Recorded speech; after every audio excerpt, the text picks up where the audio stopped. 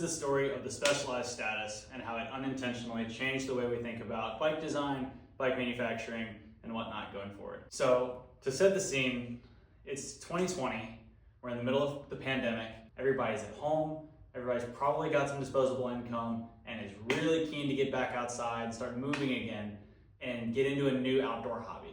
Mountain biking's blowing up, brands can't get a hold of enough bikes, and technology's changing. And nobody's really picked up on this mullet thing yet until this bike here. And it was a complete accident. So in the midst of this big mountain biking boom, Specialized is trying to get rid of all of the parts for their old bikes so that they can start manufacturing and making the new bikes.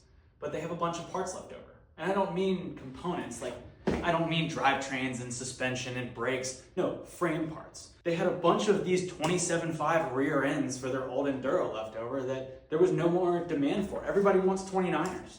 There was also a bunch of these old front triangles from the old Stumpjumper Evo.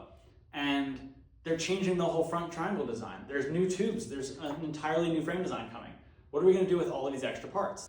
Well, some genius at Specialized thought mountain biking is in high demand. Bike parks are one of the few recreational activities open. It's summer, and we have a bunch of 27.5 rear ends of a bike that we are no longer making, and we have a bunch of these front triangles that we're no longer making, and they're all just gonna have to go in the trash unless we can design one part that turns old tubes into a new bike. That's exactly what they did.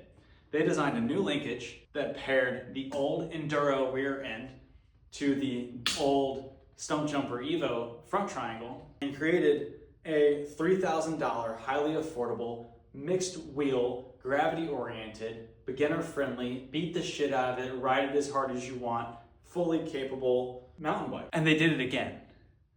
They took the same rear triangle, the same front triangle, designed a bit longer of a shock link and a bit shorter of a shock, and made a 140 mil travel trail bike.